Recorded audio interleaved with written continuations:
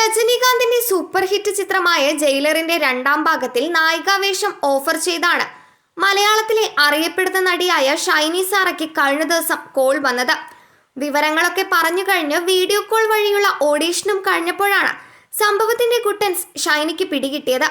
പുതിയ കാസ്റ്റിംഗ് തട്ടിപ്പിന്റെ വിവരങ്ങൾ ഫേസ്ബുക്കിൽ പങ്കുവച്ച വീഡിയോയിൽ നടി വെളിപ്പെടുത്തി. കഴിഞ്ഞ ദിവസമാണ് വാട്സപ്പ് ചാറ്റിൽ ഒരു മെസ്സേജ് വന്നത്. പീയൂഷ് കാസ്റ്റിംഗ് ഏജൻസി വഴി നിങ്ങൾ അപേക്ഷിച്ച അപേക്ഷ ഞങ്ങൾ പരിഗണിച്ചിരിക്കുന്നു. ജയിലർ 2 വേണ്ടി. അതിൽ രജനീകാന്തിന്റെ മകളുടെയും മകന്റെയും വേഷത്തിന് വേണ്ടിയാണ് ഇപ്പോൾ ഓഡിഷൻ നടക്കുന്നത്. 14-നും 40 വയസ്സിനും ഇടയിലുള്ളവരുടെ ഓഡിഷനാണ് നടക്കുന്നത്. താങ്കളുടെ പ്രൊഫൈലും വിവരങ്ങളും ഒന്നുകൂടി അയച്ചു തരണം എന്നാണ് മെസ്സേജ് വന്നത്. തനിക്ക് 50-ന് മുകളിൽ പ്രായമുണ്ട്. എന്തായാലും രജനീകാന്തിന്റെ മകളായി അഭിനയിക്കാനാകില്ല. തനിക്ക് ചേർന്ന എന്തെങ്കിലും റോൾ ഉണ്ടെങ്കിൽ പരിഗണിക്കണം എന്ന് പറഞ്ഞ് പ്രൊഫൈൽ അയച്ചു. സുരേഷ് കുമാർ കാസ്റ്റിംഗ്സ് എന്നാണ് അതിന്റെ പേര്. പിറ്റേ ദിവസം ഈ സുരേഷ് കുമാറിന്റെ അസിസ്റ്റന്റ് തന്നോട് ചാറ്റ് ചെയ്തു. ആധാർ ഉണ്ടോ, പാസ്പോർട്ട് ഉണ്ടോ, അതിന്റെ കോപ്പി അയക്കണം എന്നൊക്കെ പറഞ്ഞു. മലേഷ്യയിലും തമിഴ്നാട്ടിലുമായാണ് ഷൂട്ട് എന്ന് പറഞ്ഞു. തിരഞ്ഞെടുക്കപ്പെട്ടാൽ 10,50,000 രൂപയാണ് സാലറി എന്നൊക്കെ പറഞ്ഞു. ഒരു നിമിഷം തന്റെ മനസ്സിൽ ലഡ്ഡു പൊട്ടി. രജനി സാർ തന്റെ പ്രിയപ്പെട്ട നടനാണ്. അപ്പോൾ പിന്നെ സ്വാഭാവികമായിട്ടും ലഡ്ഡു പൊട്ടുമല്ലോ.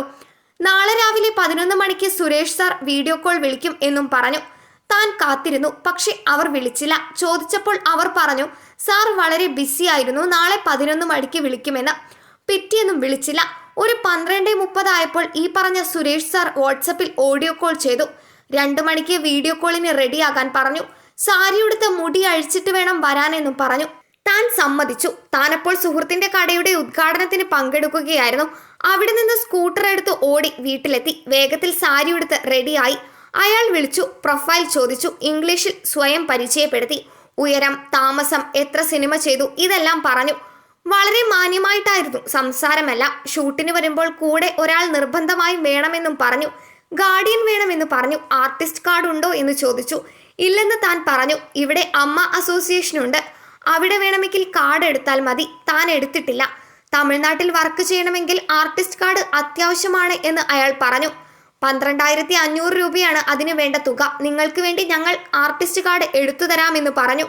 ആധാർ കാർഡിന്റെ കോപ്പിയും പാസ്പോർട്ട് സൈസ് ഫോട്ടോയും അയക്കാൻ പറഞ്ഞു. ഇന്ന് തന്നെ ആർട്ടിസ്റ്റ് കാർഡ് ശരിയാക്കി തരാം. നിങ്ങൾക്ക് ഞാനിപ്പോൾ ഒരു ഇമെയിൽ അയക്കും. അതിന് ഓക്കെ പറഞ്ഞാൽ ആർട്ടിസ്റ്റ് കാർഡിനുള്ള അപേക്ഷ കൊടുക്കും എന്ന് പറഞ്ഞു.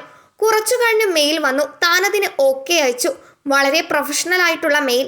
കുറച്ചു കഴിഞ്ഞു വീണ്ടും വീഡിയോ കോൾ വിളിച്ചു. നിങ്ങളുടെ മറുപടി കിട്ടി. ഇന്ന് തന്നെ കാർഡിന് അപേക്ഷ നൽകാം.